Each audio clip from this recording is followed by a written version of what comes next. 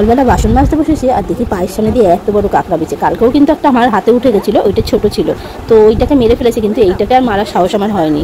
তো পাশের বাড়ির কাকিমা এসে মেরেছে। খুব জ্বালা যন্ত্রণা, খুব জ্বালা। এই দুটো ঢুকিয়ে দেয়, এই পেছনের দুটো, এই পেছনের দুটো কামড়ে ঢুকিয়ে দেয়, বুঝেছো? এই পেছনের এই সবগুলো কামড়ে ঢুকিয়ে দেয়। দেখো নারী বুড়ি সব। মারো মারো, পুরো মারো। হয়ে গেছে ওর বই শেষ। বাবা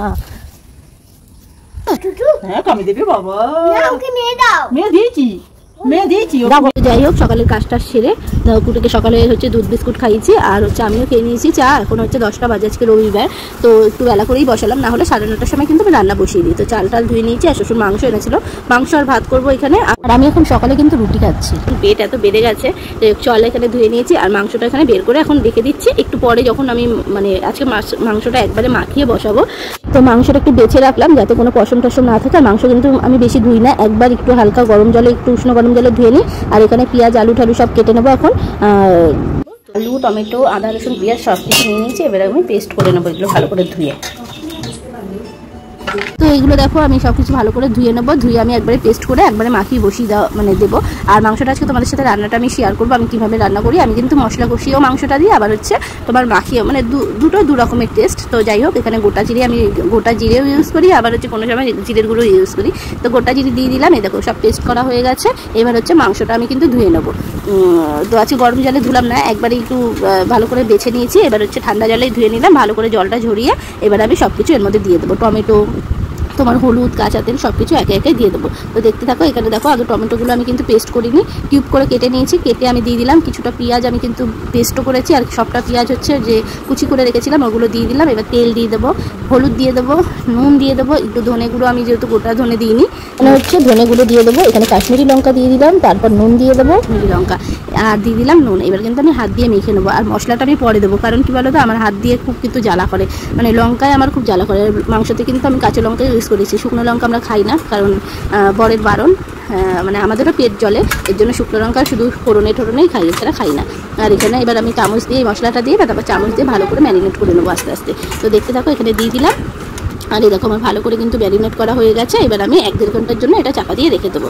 আর সকালবেলা হচ্ছে তোমার ইসে খাবো, মানে রুটি খাবো, তো কুটুকে ভাত খাওয়াবো। তো এখানে আমি আর শ্বশুর রুটি খাবো। এখানে আলু আর একটু গাজর ছিল, তো এটা ভেজে নিয়েছিলাম।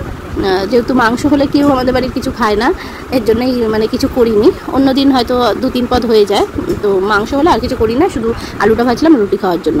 আর এই দেখো আমার ভাতও হয়ে গেছে এখানে, আর ভাতটা একটু বেশিই নিয়েছি, কারণ কি বলতো মাংস হলে একটু সবার খিদে পায়, আমার বরের আবার খিদে পায়, বিকেলবেলা খিদে পেয়ে যায়, চালটা একটু বেশিই দিয়েছি। আর এখানে রুটি করতেও বসিয়ে দিলাম।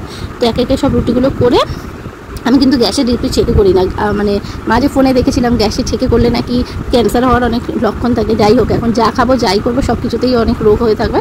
তারপর থেকে কিন্তু আমি এইটা বের করে নিয়েছি, এইটার মধ্যেই বেশ রুটি করি, বেশ একটা একটা করে করলে কিন্তু আরও ভালো ফোলে, কিন্তু আমি তাড়াহুড়ায় 3টে করেই করলাম। আর এখানে কুকুর ভাত নিয়ে নিয়েছি, ও আলু ভাজা দিয়ে বললো ভাত খাবে, আর আমি হচ্ছে রুটি নিয়ে নিলাম, শ্বশুরকেও দিয়ে দিয়েছি, খাওয়া হয়ে গেছে। আর এখানে দেখো আলুগুলো নিয়ে নিয়েছি, আর এখানে কিন্তু প্রায় 1.5 ঘন্টা পর আমি এসেছি। দেখো পুরো মানে কি অর্ধেক রান্না এখানেই হয়ে গেছে একদম। এবার হচ্ছে বসাবো। তো চলো এখানে কড়াইটা আগে বসিয়ে দিই। তো এই যে অল্প তেল দিয়ে কিন্তু আমি আলুগুলো ভেজে নেবো। আলুতে কিন্তু আমি নুন টুন দিইনি, কিছুই দিইনি, শুধু একটু মানে আলু ভাজার তেলের মধ্যে একটুখানি আরেকটু তেল দিয়েছি, ব্যাস এই দেখো হয়ে গেছে আমার আলু ভাজা। এর মধ্যে আমি অল্প একটু তেল দিয়েছি, দিয়ে আমি এখানে গোটা গরম মশলা নিয়েছি, তেজপাতা নিয়েছি, শুকনো লঙ্কা নিয়েছি, আর একটু চিনি দিয়ে দিলাম। এইবার আমি চিনিটা দিলে মাংসের রঙটা খুব ভালো আসে, মানে আমাদের বাড়িতে দেখতাম যে চিনিটা দেয়। যাই না, ফোড়নটা এখানে ভালো করে গরম করে নিয়েছি। এবার যে মাংস ম্যারিনেট করে রেখেছিলাম এটা আমি ভালো করে আস্তে আস্তে করে কষিয়ে নেবো। মাংসটা কিন্তু আজকে আমি কড়াইতেই করবো, এর জন্য একটু সময়ও লেগেছে, প্রায় আমার 1-1.5 ঘন্টার মতো সময় লেগেছে। তো চলো মাংসটা এখানে কষিয়ে নিই। তো দেখো, আর বাটি ধোয়া জলটা আমি দিয়ে দিলাম এখানে, এবার ঢেকে দেবো নাড়িয়ে সারিয়ে। তো চলো হতে থাক মাংসটা। আচ্ছা নিয়ে দিচ্ছি বাবা।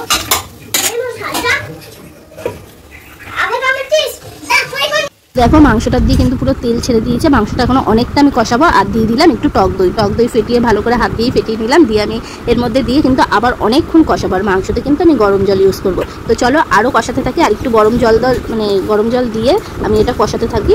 তো দেখো কতটা তেল ছেড়েছে, খুব কিন্তু আমি তেল দিইনি, কিন্তু সে আর হচ্ছে তেলটা বেশিই ছেড়েছে। তো চলো আরও একটু কষিয়ে নিই। তো এরকম আমার ভালো করে একদম কষানো হয়ে গেছে, পুরো তেল ছেড়ে দিয়েছে। এবার আমি গরম জলটা বসাবো, মাংসের জন্য দেবো, খুব মানে উষ্ণ গরম করলেই হবে। তো আর এখানে হচ্ছে দেখো গরম জল আমি দিয়ে দিয়েছি, আর এখানে যে আলুটা ভেজে রেখেছিলাম সেই আলুটাও আমি দিয়ে আরেকটু কষিয়ে তারপর হচ্ছে এর মধ্যে গরম জলটা হতে থাকুক। তো আমি কষিয়ে নিয়ে এবার গরম জলটা এর মধ্যে মাংসের মধ্যে দিয়ে দেবো। আর জলটা কিন্তু আমি একটুই বেশি দেবো, কারণ আলুটাও সেদ্ধ হবে, মাংসটাও সেদ্ধ হবে, কারণ যেহেতু প্রেশারে দেবো না আমি, এর জন্য একটু বেশি করেই জল দিলাম। এবার দিয়ে আমি ঢাকা দিয়ে যতক্ষণ না সেদ্ধ হয় ঠিক মতো আমি হচ্ছে ঢাকা দিয়ে আস্তে আস্তে রান্নাটা করব। আর খাসির মাংস কিন্তু কাঠের জালে বেশ ভালো রান্না হয়। এরকম অনেকটা ঝোল টেনে এসছে, আরেকটু হলেই বেশ আমার হয়ে যাবে, মানে আরেকটু মানে গ্রেভিটা টানাবো। তো এখানে দেখো মিট মশলাও দিয়ে দিলাম। তো মিট মশলা দিয়ে আরেকটু ঢেকে রাখবো যাতে একটু টেনে যায়।